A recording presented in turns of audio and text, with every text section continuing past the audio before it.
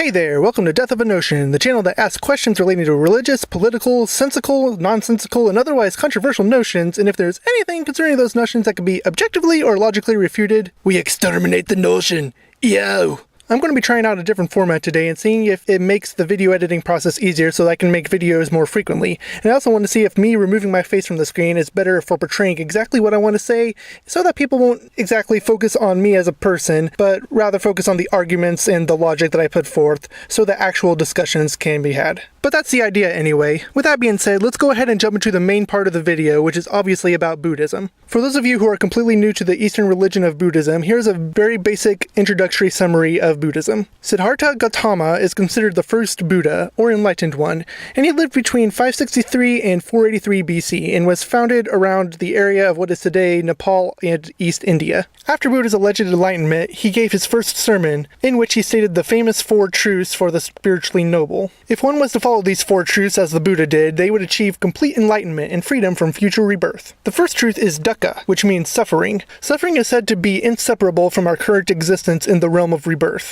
Buddha's first truth is best summarized by quoting the wise Mr. Meeseeks on the TV show Rick and Morty. Existence is pain! And near the end of his life, the Buddha clarified that all of the following are forms of suffering: birth, aging, sickness, death, dealing with unpleasant things, being separated from pleasant things, failing to attain one's desires, and the entire composition of the mind and body. So with this definition of suffering, it's no wonder that he felt suffering was innate to existence. The second truth is samudaya, which means the origin of suffering. The origin of suffering is said to be connected to our desires, cravings, attachments, and the broadest of negative mental states that motivate negative actions like hatred and ignorance. And ignorance to the Buddha doesn't just mean not knowing something, but includes an active misconception of the nature of things, such as seeing pleasure in pain, beauty in ugliness, the self when it is not connected to the self, and so on. The third truth is the most popular truth outside of Buddhism, and it is nirvana, which means the end of suffering. The truth of nirvana is contingent on the belief of there being a constant cycle of rebirth. Since merely existing brings suffering, if one was to continue being reborn, they would be in a constant state of suffering as they re-enter the rebirthing process. So nirvana is the ending of this rebirthing cycle, to end a soul's constant state of suffering, in essence for that soul to finally rest in peace. The fourth truth is marga, which means the path, and more specifically the path to the cessation of suffering. This path is expanded and elaborated on in what is famously known as the Eightfold Path. The Eightfold Path, as shown in this rudimentary picture of a ship captain's steering wheel and or compass, includes having right understanding, right thought, right speech, right action, right livelihood, right effort, right mindfulness, and right concentration. These 8 aspects which guide people on the path to nirvana can also be separated into 3 divisions, with right understanding and right thought going into the division of wisdom, right speech and right action and right livelihood going into the division of ethical conduct, and right effort, right mindfulness, and right concentration going into the division of mental discipline.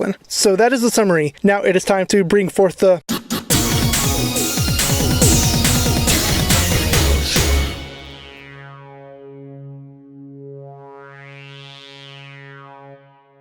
First of all, suffering is defined by Buddha, in my rational opinion, way too broadly. For example, when he said that aging is a form of suffering, he made every living thing in a constant state of suffering, just for existing. We are always getting older, and if that wasn't bad enough, he made birth and death, the official start and ceasing of aging, a source of suffering too. So just to argue semantics and nothing more, I'll put forth a more reasonable definition of suffering by combining definitions given by Google, Wikipedia, and Merriam-Webster, and say that suffering is a state of undergoing pain, distress, or hardship. It can be an experience of unpleasantness and aversion associated with the act of harm, or perception of harm, or threat of harm within an individual. It comes in all degrees of intensity from mild to intolerable. The opposite of suffering is pleasure, or happiness, or serenity. If you want to argue that Buddha's definition of suffering is right, be my guest. I just think that's a fair point to say that Buddha's definition does not work when you put it next to the working layman's definition of suffering, or my more elaborate definition of suffering. Now, we've already discussed that Buddha felt that the mental state of ignorance can cause one to find pleasure in pain, in the second truth that is the origin of suffering. So let's put Buddha's full thought process of these 2 truths on paper and observe how these faulty premises bring about irrational conclusions. Premise 1 is you cannot exist in this life without suffering, as stated in Noble Truth 1. Premise 2 is only the ignorant find pleasure in pain, as stated in Noble Truth 2. Irrational conclusion 1. If you experience any level of pleasure in this life, you are surely ignorant. Irrational conclusion 2. If you want to claim that you have reached Buddha's level of enlightenment, you should never experience pleasure. I wonder if Buddha in his enlightened state ever thought of his own pessimistic stream of consciousness and wondered if that could possibly be the source of his percepting life to be inseparable from suffering. Here, let me give this whole be a Buddha thing a better shot. Life is neutral. As individuals, we can roam between the mountains of pleasure and the valleys of suffering and be personally influenced by our environment. If you're in a hostile or tense environment, suffering will find you there. But if you're surrounded by loving people in a peaceful environment, pleasure will find you there. If you want to remove suffering from your life, use all of your physical and mental strength to remove unnecessary, hostile, and harmful agents from your life. Then allow yourself to become an agent for other people's pleasure. In other words, love others. Allow yourself to receive love from others. Honestly, whatever that love looks like to you. There are many ways to show and receive love, and if you must, change your environment. But try the love thing first and see if that alone can end your suffering. Perhaps if you are ambitious enough, you could create a positive change to the hostile and tense environments while you are there. So be adaptable and exercise your ability to love, because you never know what life is going to throw at you next. Ultimately, Buddha, when it comes to suffering being an essential part to existence, you are wrong. Existence is more, a whole lot more, than just pain and suffering. There is love. There are even the genuine opposites of suffering found in reality within happiness, serenity, and pleasure. But if I have these three things, a love to give, a respect for life, and an ability and means to seek truth, I can take whatever suffering and pain existence can throw at me and push through like a boss. Hear me on this. People can be in an overall state of contentment and pleasure while aging. There can be valleys of suffering, and I can accept that. But is life one constant, inescapable valley? Heck to the gnaw! So please don't assume my perception of pleasure directly leads to the conclusion of my mental state of ignorance. That's actually a non sequitur. Now, as for Buddha's claims to the origin of suffering, his observations are generally correct. Desires, cravings, attachments, hatred, and ignorance can all bring about either inner suffering or incite you to become an agent of suffering in others' lives. What comes with desires and cravings leave people in a state of wanting, and this wanting is a form of suffering. If you attach yourself to someone, something, or some organization, suddenly the sufferings of your attachments becomes your sufferings as well. Hatred of others puts unnecessary strain on yourself, and you'll perhaps do your best to be the best agent of suffering in that person's life as you could possibly be. And as far as ignorance goes, I personally hate being wrong. I like to do my best to do my research, think my thoughts out, and be right, rather than suffer by my being wrong in my ignorance. It would be fair to say that ignorance is a double-edged sword of pleasure and suffering. Like as the sayings go, ignorance is bliss, but knowledge is power. However, when Buddha expanded ignorance's definition to include the active misconception of the nature of things, I get where he's coming from, but the argument is kind of baseless. You see, in order for there to be a misconception of something, there must first be a conception of something, and conception is very, very much a subjective term, where the original conception is subjective to the one who perceives it. As the other saying goes, beauty lies in the eye of the beholder. What looks ugly to one person can look beautiful to another. Even pain and pleasure are subjective to the ones receiving it. Just because somebody is hard into BDSM doesn't mean that they aren't thoroughly enjoying themselves. I'd argue that being mentally adaptable to allow yourself to find pleasure in otherwise painful situations isn't ignorance. In fact, you could be very well aware of the painfulness aspect of it, all the while finding ways to attain pleasure for yourself. You may be in a very dull waiting room outside a doctor's office full of suffering, but that doesn't mean that the comic books and magazines suddenly become unamusing. And the third truth of nirvana is at best unverifiable and at worst complete bullshit. Because like I said earlier, nirvana is contingent on the belief of there being a constant cycle of rebirth. However, even though there are some believable stories about people experiencing reincarnation, including the famous story of James Leninger, a boy who remembered being a World War II fighter pilot, even if reincarnation was undeniably real, there's still a big problem with the perpetual cycle of rebirth when you look into deep time. Because a long, long time ago, there was the first life, and a long, long time from now, there will be a final life. So the question goes, at what level of complexity will reincarnation be allowed to occur, and under what conditions? If you look back to the first organism in the universe that went through the process of alleged reincarnation, there would be more and more new inhabitants to reincarnate into than there would be old souls to inhabit them. In other words, right now, you may be a new life, or you may be the continuation of an old life. That is, if our current understanding of reincarnation is Buddha's understanding. But as the inhabitable population grows, the old souls would never catch up with the total number of inhabitable vessels. Therefore, some of those vessels would be new vessels. And what happens when the re-inhabitable population declines? There may be a soul queue waiting to be reincarnated, but then that would break the constancy of the constant cycle of rebirth. And you could never be sure if the new population rate will be higher than the old soul rate minus the nirvana soul rate. So for me, it's a lot easier to take out the middleman and say that all souls that are born new. Occasionally, in fact rarely, an old soul may need a new soul to figure its shiz out, temporarily co-inhabit a body, then leave once they get their old shiz figured out. But again, even for this slightly more likely scenario than us being in a constant cycle of rebirth, we don't have the resources to test and verify their validity. As the Mythbusters would say, this myth of reincarnation is plausible, but not confirmed nor busted. So finally, we're at the fourth truth of the Eightfold Path. So to answer the question, will following the Eightfold Path of Buddhism end your suffering, we're going to have an assumption that the word suffering is my definition of suffering, not Buddha's. Merriam-Webster's and Google's definition would also be applicable. We're going to go through all 8 folds and ask if this fold would reduce a person's suffering. Okay, here we go. Fold 1. Right understanding.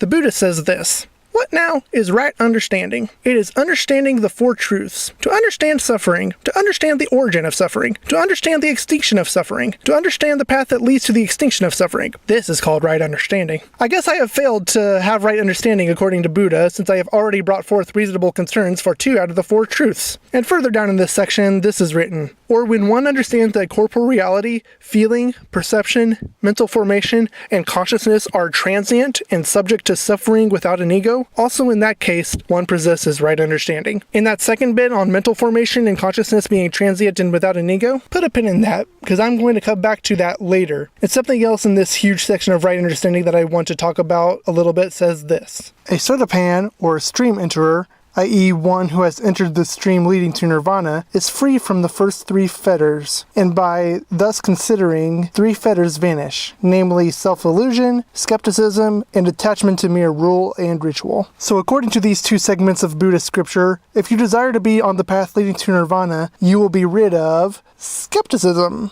I don't quite know how to take this, so the logic is, you will be on the path to nirvana if you don't question the validity of the existence of nirvana.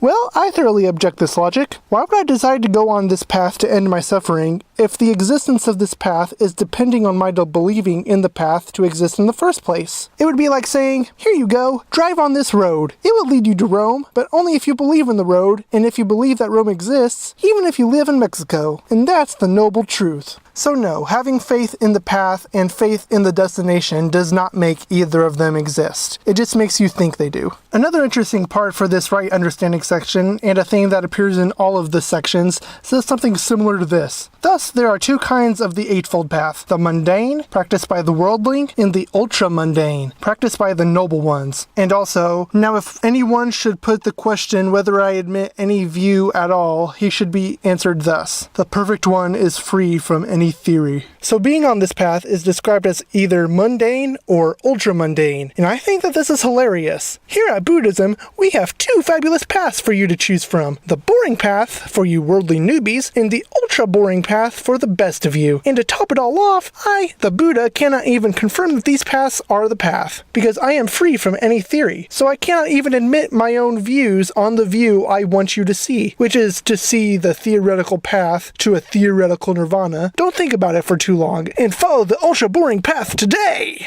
Huzzah!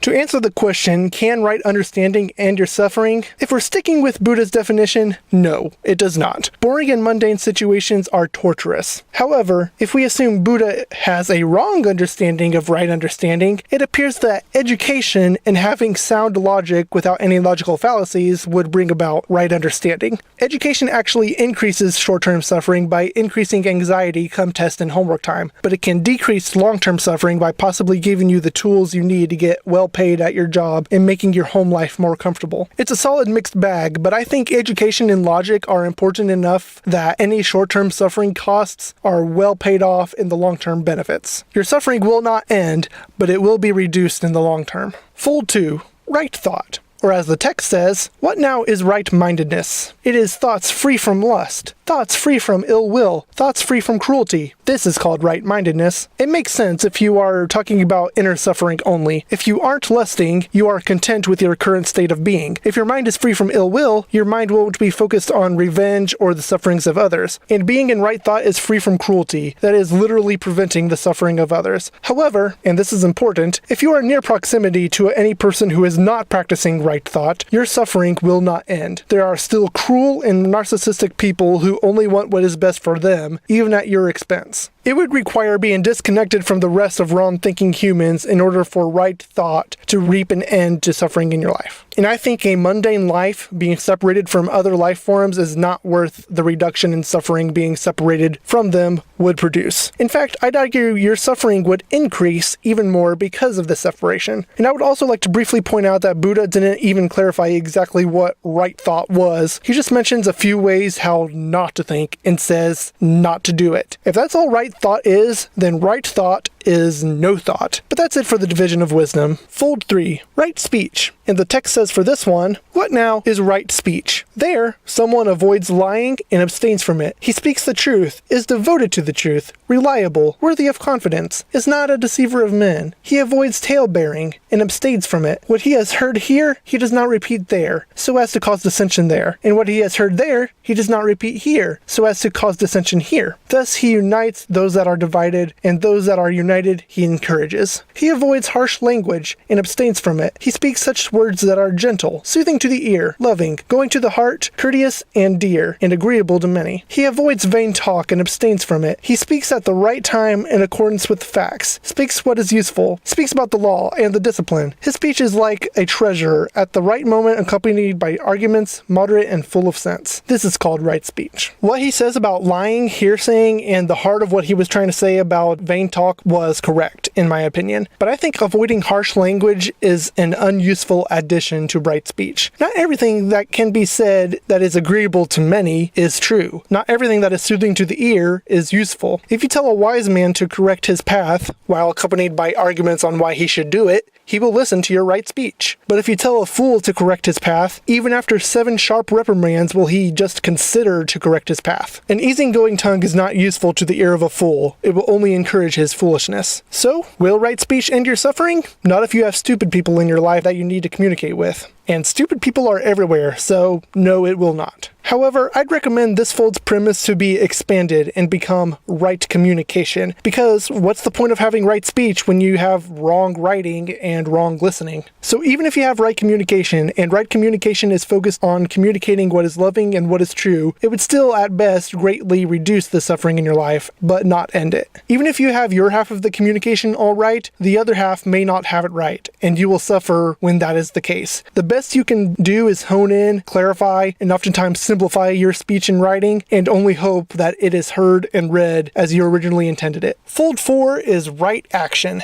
Tell us, O Buddha, what is the right action? What now is right action? There, someone avoids the killing of living beings and abstains from it. Without stick or sword, conscientious, full of sympathy, he is anxious for the welfare of all living beings. He avoids stealing and abstains from it. What another person possesses of goods and chattels in the village or in the wood, that he does not take away with thievish intent. He avoids unlawful sexual intercourse and abstains from it. He has no intercourse with such persons as are still under the protection of father, mother, brother, sister, or relatives, nor with married women, nor female convicts, nor lastly with betrothed girls. This is called right action. To which I say, no it isn't. You just listed a bunch of wrong actions and you said, don't do it. Granted, you did say to be conscientious, full of sympathy, and be anxious for the welfare of all living beings, but none of those things are actions. They are only intentions. Right action is acting in ways that enhance the welfare of all living beings, not just being anxious about their welfare. Right action is giving to those in need. Right action regarding sex involves consent and giving regard and respect to the individuals who are already in your partner's life. And if you want to quote-unquote get ultra-mundane about it, right action involves stopping wrong actions when they are witnessed to the best of your ability. But that wouldn't be mundane, now would it? It would be heroic, and it would not end your suffering. Heroes suffer in pain and death all of the time. If you really are anxious for the welfare of others, you must endure suffering for them. This is why I believe nirvana as a destination is bullshit.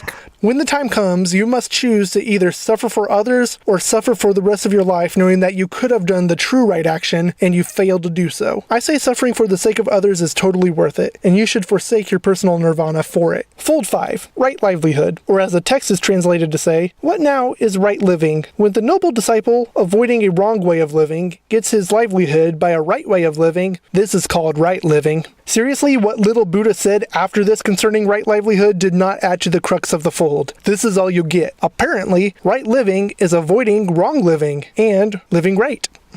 This is the tautiest of tautologies. Bananas is bananas. Love is love. Right living is right living. So without a firm definition to debunk in the first place, he leaves me no choice but to say sometimes right living will alleviate your suffering, and sometimes wrong living will alleviate your suffering. Starving people steal to alleviate their suffering. People go to work to alleviate their monetary suffering. But the thing is, using a proper and useful tautology, work is work, and work can be stressful, which is a form of suffering. So assuming having a proper job is living a right livelihood, you will inevitably endure some level of suffering in order to put right effort at work to attain your right living. So no, right livelihood will not end your suffering by any definition. And that is the end of the division of ethical conduct. Fold 6. Right effort, of which Buddha says, what now is right effort? There are 4 great efforts: the effort to avoid, the effort to overcome, the effort to develop, and the effort to maintain. What now is the effort to avoid? There, the disciple incites his mind to avoid the arising of evil, demeritorious things that have not yet arisen, and he strives, puts forth his energy, strains his mind, and struggles. I'm just going to tackle these 4 efforts briefly and one at a time. The effort to avoid, as stated here, will reduce the frequency of suffering in your life. But again, unless every other person in your community also exhibits the effort to avoid, suffering will continue because of them. Evil can still arise outside of your own mind, and when it grows and is acted upon, you cannot just avoid it. You have to fight it somehow. What now is the effort to overcome? There, the disciple incites his mind to overcome the evil, demeritorious things that have already arisen, and he strives, puts forth his energy, strains his mind, and struggles. I don't have any issues with this effort to overcome because it puts into words, in Buddha's way, the proper way, or the right effort, to fight the unavoidable evil that comes from outside of the body. But reading it twice made me realize the end of these paragraphs all state, strains his mind and struggles. It kind of contradicts the overall goal to end all suffering if your mind has to strain and struggle in order to get there. And going back to what he said in Right Understanding, if mental formations and conscientiousness are transient and happen without an ego, how could he do anything? Why would he do anything? From everything I've gotten from Buddha and from what can be observed to happen in many high-level monks of Buddhism, it seems the idea of nirvana is to do nothing.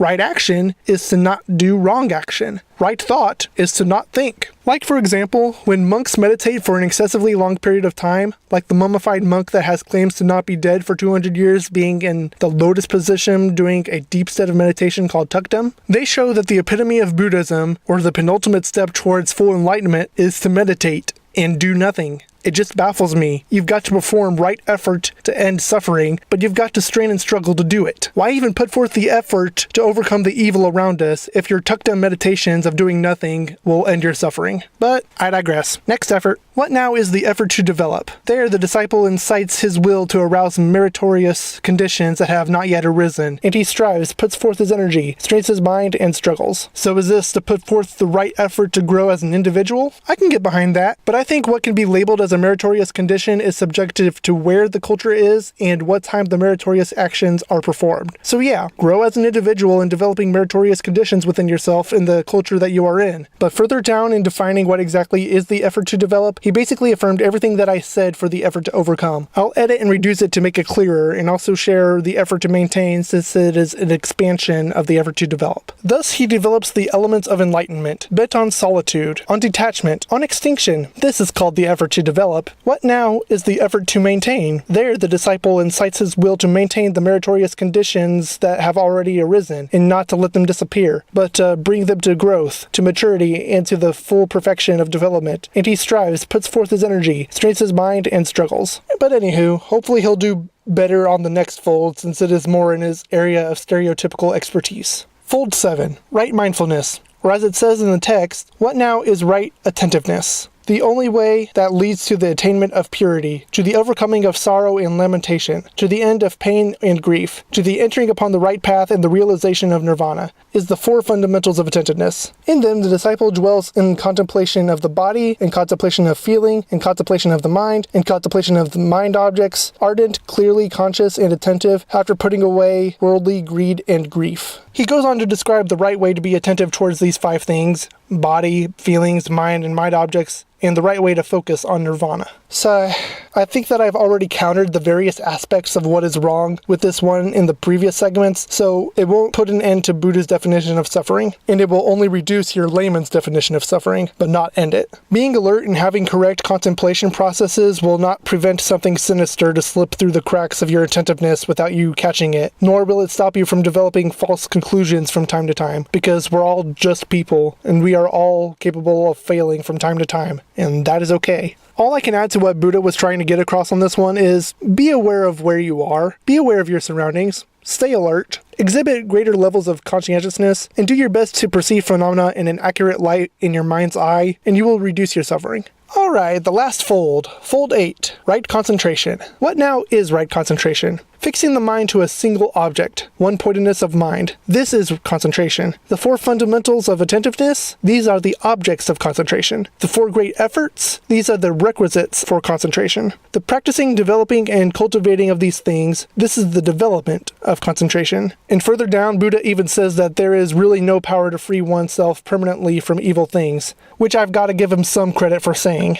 I may be wrong in saying this, but I think right concentration and right mindfulness are similar enough to not merit a distinction on the Eightfold Path. Like, if I told you to explicitly to exhibit right conscientiousness, that statement could safely encompass the aspects of right concentration and right mindfulness. And vamoose, you've got yourself a sevenfold ultramundane path. But in conclusion to answering today's question, no, following the Eightfold Path of Buddhism will not end your suffering, but many of the folds may hold some merit and benefit towards the goal of reducing the amount of suffering in your life. Just don't give up a healthy amount of skepticism in exchange for faith in the unknown, and you should still live a fairly serene life. And that is the end of the division of mental discipline. But anywho, this is the end of the video. Hope you've enjoyed the new setup and the content of this video. Leave me a comment down below and let me in on your thoughts. Let me read your mind. Mwahaha. This video was made by Tim and Kaida Snavely on a channel called Death of a Notion, and definitely not by Buddhist monks, because we enjoy calling out bad ideas when we see them, and that is very skeptical of us. If you would like to become more enlightened, depressed, enraged, or thoughtful with us, depending on your previous notions, please do us a giddy and click on those like and subscribe buttons, and join our fellow sea creatures who live in the Notion Ocean. You can enter the Notion Ocean here on YouTube, by liking my Facebook page, by following my Twitter account, by becoming a patron on Patreon, or if you are really feisty, you can follow me on Reddit, where I usually post these Notion ending videos on the relevant and respective Notion endearing subreddits. It is so much fun.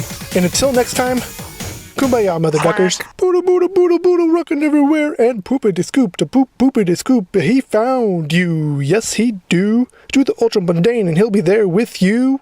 Hit the dance floor. Meditating too. Absolutely nothing, but you got to do it the right way, so stop.